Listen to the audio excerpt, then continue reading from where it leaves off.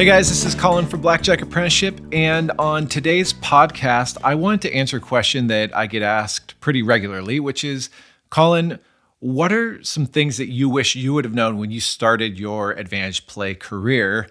And, people want to know so they could avoid the mistakes that I made. And rather than just simply answering it with the things that I thought of, I threw this question out to a handful of my professional advantage player friends and said, hey, what comes to mind for you? And they were kind enough to record it and send it back to me. And so this is going to be a collection of both, my own opinions and thoughts, as well as a few of my advantage play friends. So let's get right into it, starting with number one. The first thing I wish I would have known is that a 99% accurate card counter is likely not a winning card counter. Maybe break even, I don't know. But the point is, when I started out, I made pretty much every mistake in the book. I was massively overbaying my bankroll, and it's practically a miracle I didn't go bust. If I hadn't teamed up within a month with my first teammate who had more bankroll money than I did, and we were able to combine forces, if it hadn't been for that, I'm sure I would have run out of money. Secondly, I didn't even know how different rules or deck penetration or rounds per hour affect things, so I just played all games the same. And it turns out later when I got betting software, some of the casinos I was playing with the bet spread I was using and the rules deck penetration they offered were like break-even games. I was basically gambling there for, maybe 100 hours of play over the first 6 months of my career. And here's another example. This is kind of an embarrassing story, but I read in Sanford Wong's book, I can't remember which, I think it's Blackjack Secrets, but he talks about a dealer giving you a tell as to what their hole card is based on their body language or facial expression, something like that. And I actually thought I could read dealers' tells, and only to discover, a couple months in that the dealer was using a hole card reader that doesn't actually reveal the value of the card. So I was making up some sort of tell that the dealer was giving me that was, completely fabricated in my head. All that to say, I made so many mistakes, but probably my biggest mistake was wasting hundreds of hours at the tables with a poor game. If I wasn't a losing player, I was at best a break-even player for probably the first couple hundred hours in the casino. And to be honest with you guys, my results, match up with that. It was probably, 200 hours before I actually started winning any money. And fortunately, I had teammates, or at least a teammate, a month in, Ben, and he basically carried us the first 3 months. And then, my game got better. Things flipped. He started losing, not because his game was bad, but just because of variance. And I started winning by then. But, it actually took him finally testing me out. Like I kept bugging him to deal to me. He finally did. And, I had all sorts of mistakes. And that helped me actually fix those issues. But instead of wasting all those hours playing a break-even game at best or a losing game, I should have focused more efforts on having a verifiably perfect game sooner. I should have, made him deal to me much sooner so that I wasn't wasting all those frustrating hours grinding at the casino, for no profits. In a similar vein, here's what BJA member Nubs 1981 had to say about waiting before getting his game evaluated. Other things I would do differently, I think I would attend a boot camp sooner.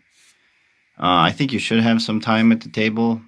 Red shipping, probably just red shipping. So if you're making mistakes, it's not costing you a ton of money. I waited until I had about 250 hours of play before going to the boot camp. And looking back, I think probably around the 100-hour mark is probably when I should have attended the boot camp. This isn't a plug for a blackjack boot camp. Obviously, a boot camp isn't the only way to get your game evaluated. That just happens to be how Nubs got his game sorted out. But regardless, probably the most common mistake I see new card counters make is playing before they're ready, which ultimately puts their bankrolls at a huge risk. Not to mention, you don't want to be getting backed off with a losing game. You want, backoffs to be a consequence of a really strong winning game. And casinos, they're not smart enough to be like, hey, this guy's a break-even player, don't back him off, So that's point number one, is I wish I would have known that it was worth getting to 100% perfect before putting any hours or bankroll at risk. The second thing I wish I would have known starting out is how to maximize EV. And I mentioned how at the beginning I treated all tables equally, regardless of the rules or the number of players at the table.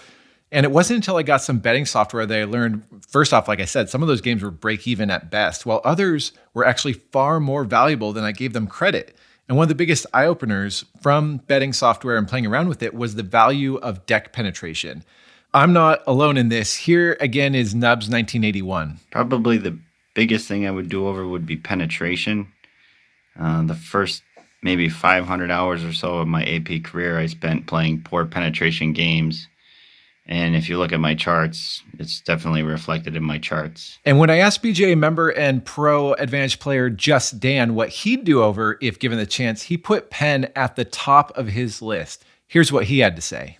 Hey, Colin, this is BJA member Just Dan, a.k.a. Tens and Aces podcast host, Mike. There's a few things that come to my mind right off the bat, like the complete and utter, above anything else, importance of penetration. Because you could find a game that has the most favorable rules and lowest house edge off the top possible, but if the penetration is weak, none of that really matters. Just Dan actually builds on the importance of deck penetration with another crucial playing condition that took me a few years to really value. Here's Just Dan on rounds per hour. Another thing would be rounds per hour and just how key penetration coupled with rounds per hour are for your EV. The importance of these things was made clear to me, not so much by reading it somewhere or hearing it somewhere, but it was when I first bought software and played around with things like rounds per hour, deck penetration, game rule sets, etc., that I finally actually realized, wow, this is really important. I appreciate how Just Dan explains that these factors are compounding. It's kind of like when you get the superstar in Mario Brothers or Mario Kart, you're going faster than normal, your risk goes way down, and your EV goes way up. You're not invincible, but it's the next best thing. I honestly believe I could have made far more money in my card carrying career if I would have prioritized these two factors from the beginning, deck penetration and rounds per hour. And taking this concept of maximizing EV one step further, here's what my good buddy BJA076 had to say. I would have not tipped when I didn't have a verifiable edge increase. I still regret the times where I've tipped out of fear early on or tipped thinking I was going to get more time when I really had no basis or evidence that was actually going to work. The third thing I wish I had known from the beginning is that variance is a 4-letter word. I think I want to do an entire podcast on this topic, but I'll just say that I had no concept of variance when I started. If I had a losing day, I'd lament that I'd even gone to the casinos that day. If I just stayed home today, I'd be $1,000 richer or whatever it was. And on our first blackjack trip, me and our early 3-man team, we drove, a few hours to a location, split up, and we played all day, maybe 6 or 8 hours each.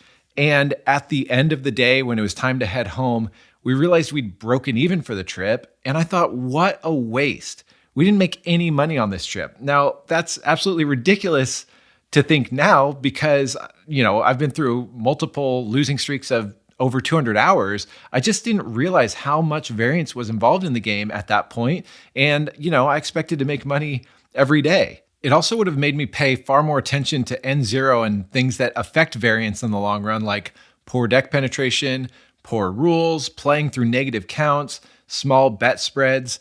I actually started caring about N0 when we were running $1 million blackjack team. And there were a couple casinos that we would play. We could get a lot of hours in there, but the rules and deck penetration were so bad that even though the EV was like $200 an hour, it was going to take something like 5,000 hours to be sure to get to the long run. And it was like, we're not going to play 5,000 hours. We're basically gambling at this place in the short term. Let's avoid these really poor quality games and stick to things of higher quality. So if you're new to card carrying, first off, be aware of what you're getting yourself into. Even with a perfect game, this is an investment that takes hundreds and hundreds of hours to be guaranteed to pan out. Don't expect to be a winner every day or week or even every month. Secondly, arm yourself to best counteract the variance monster by, limiting the factors that increase the long run and increase your variance. The fourth thing I wish I would have known is that not all backoffs are equal, and try to be a step ahead of casinos in the whole cat and mouse game. A really common question I get is, should I give ID or not to the casino? And that kind of shows me that new players don't really understand the level of nuance this topic deserves. Here's $1 million card counter Loud and Often's thoughts on giving ID and backoffs. I think probably the most popular answer is probably along the lines of I wouldn't, I would give ID a whole lot less, or be willing to give ID a whole lot less. And I think that that's true in large part. But I think also that's a lesson that is valuable to because I think you kind of have to gauge the line for yourself for giving ID.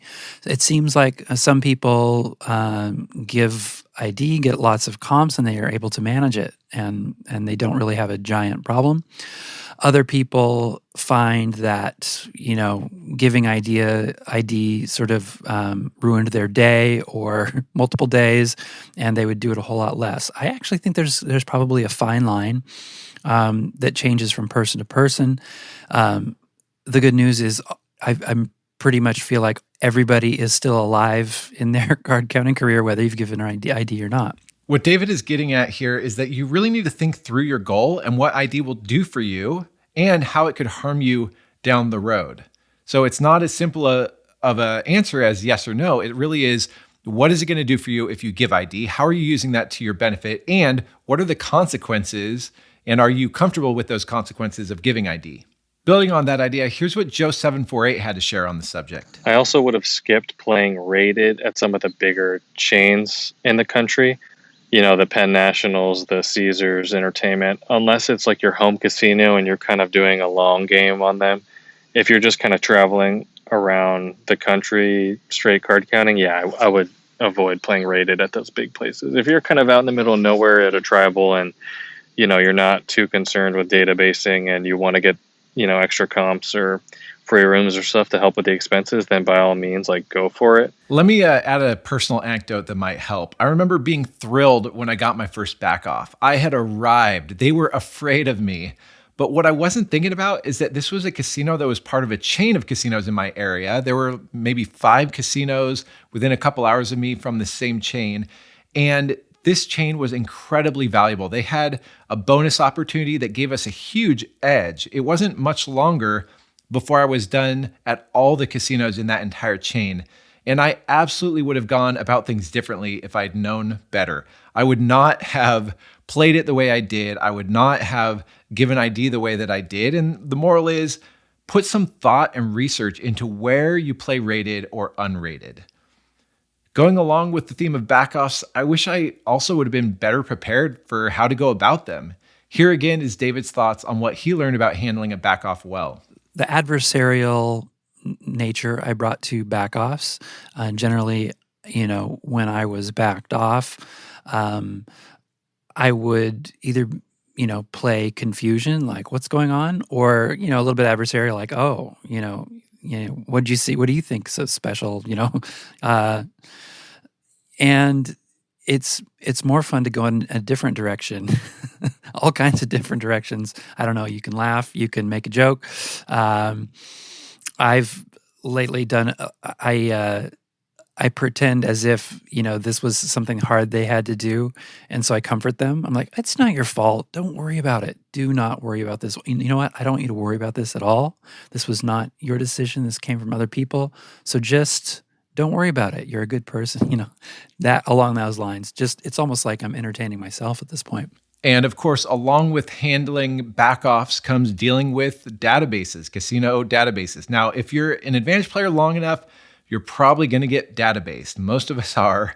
But don't let it happen from your own stupidity like I did. I know I've shared this story before in my book and probably other places, but I got pressured into giving ID when I knew we were getting, heat at a casino, and I was only cashing out something like $1,000, and they said, "Oh, we need your ID to cash you out." And, like an idiot, I was like, "Oh, here you go," and handed them my ID. They took it, they copied it, and they added me to whatever database it was that they added me to.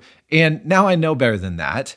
When they said, "Hey, we need your ID," I'd say, no, you don't. It's, under the $3,000 limit or whatever it was.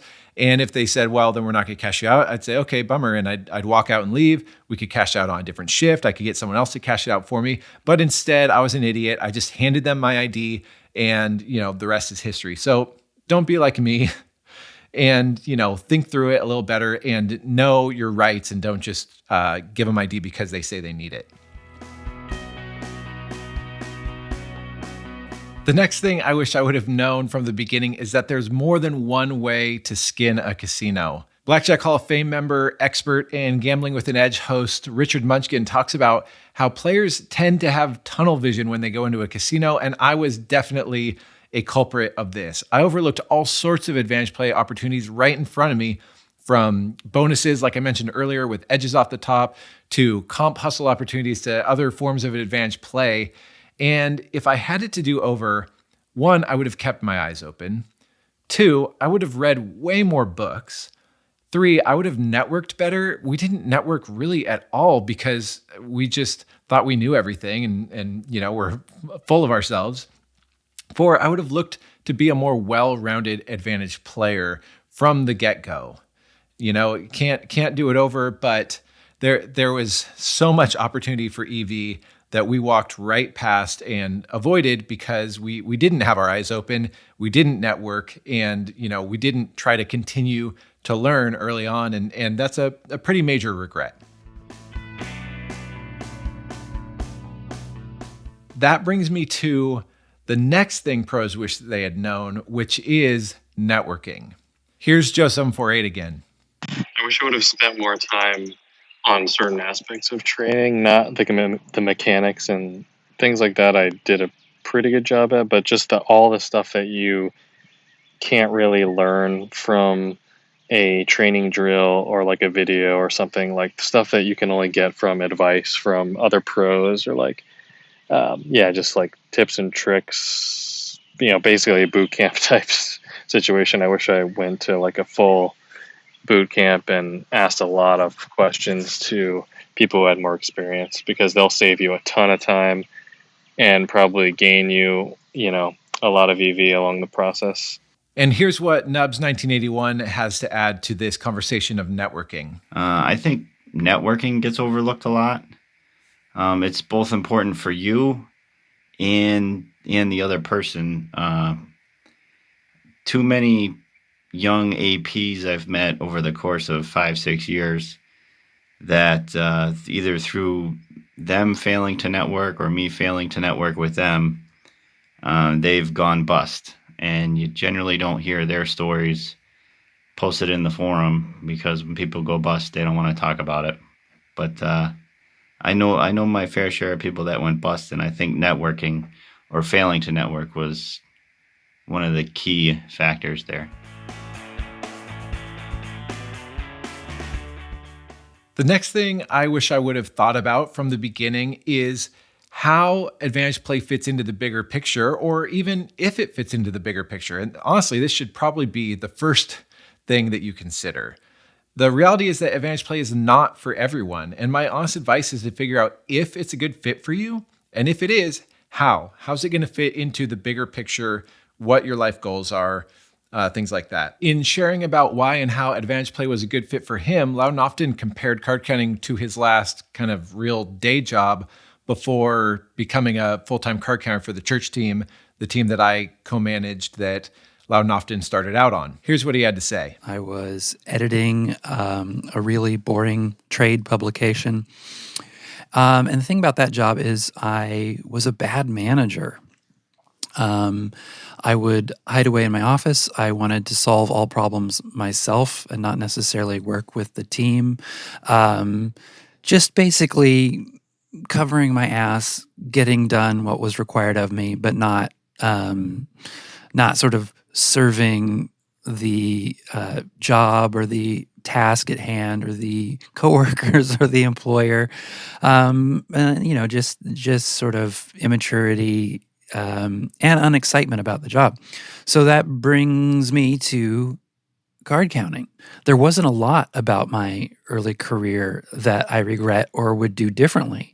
And coming from that old job where I was a bad manager, bad people person, selfish worker, card counting gave me the kind of situation where I could change all that. I got to solve problems by myself. That was the only way to solve problems. When you're on the road, on a trip.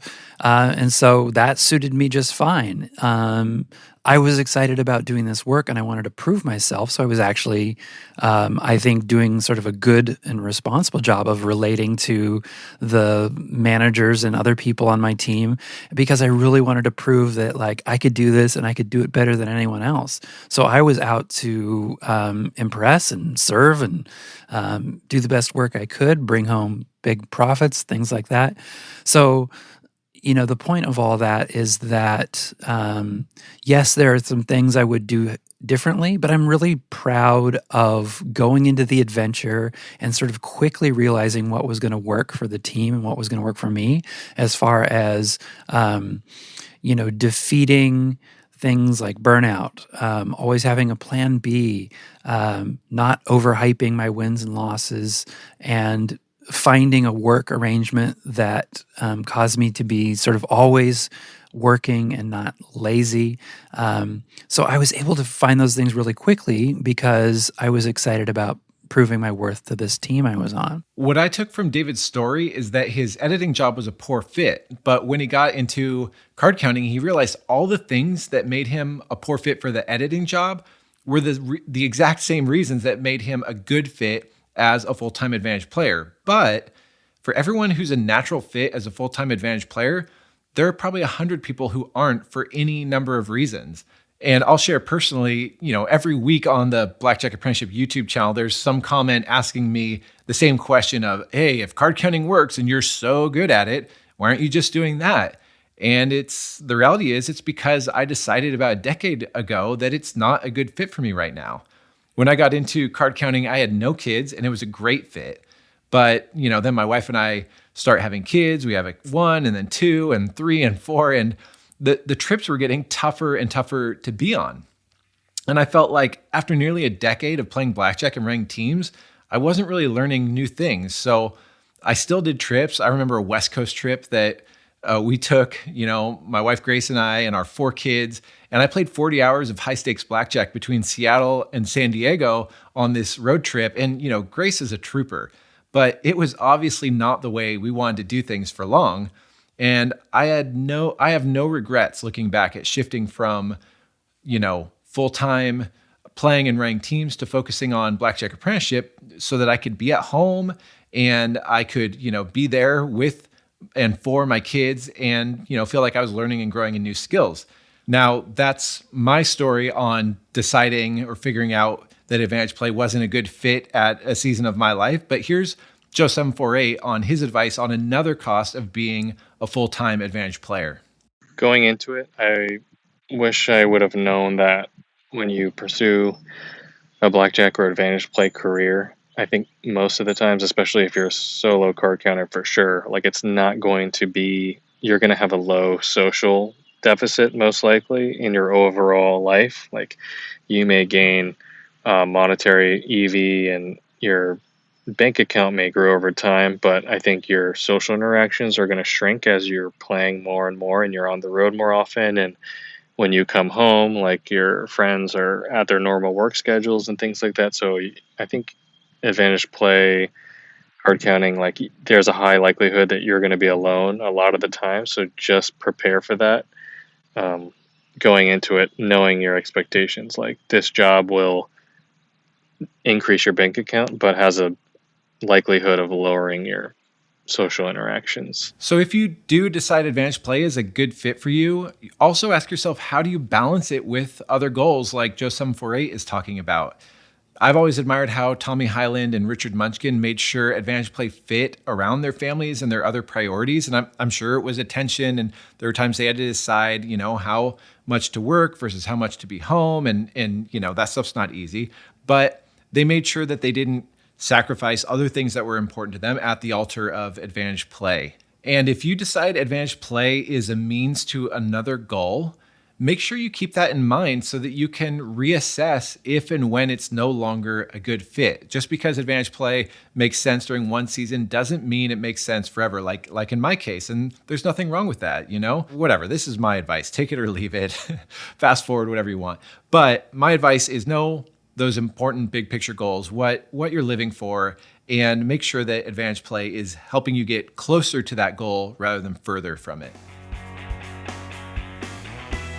All right, we've got a couple more here that weren't my ideas, but I think they're worth sharing coming from some of my pro buddies. Here's Just Dan with another really great point that I didn't think of, but wanted to share with you guys. The number one advice I would love to give my younger self is to be humble. In the past, I myself have had things pointed out from friends of mine and other APs, and I'd be lying if I said that I didn't get defensive or blow them off at least some portion of the time, and out of nothing other than foolish pride, not actually hear them and listen to them and be humble, has definitely cost me EV over the years, and I really wish I had listened. So quick note to all the younger APs out there just starting out, just be humble. And even more experienced APs like myself, we still need to be humble. I had a recent experience with that where I probably could have been more humble and listened better.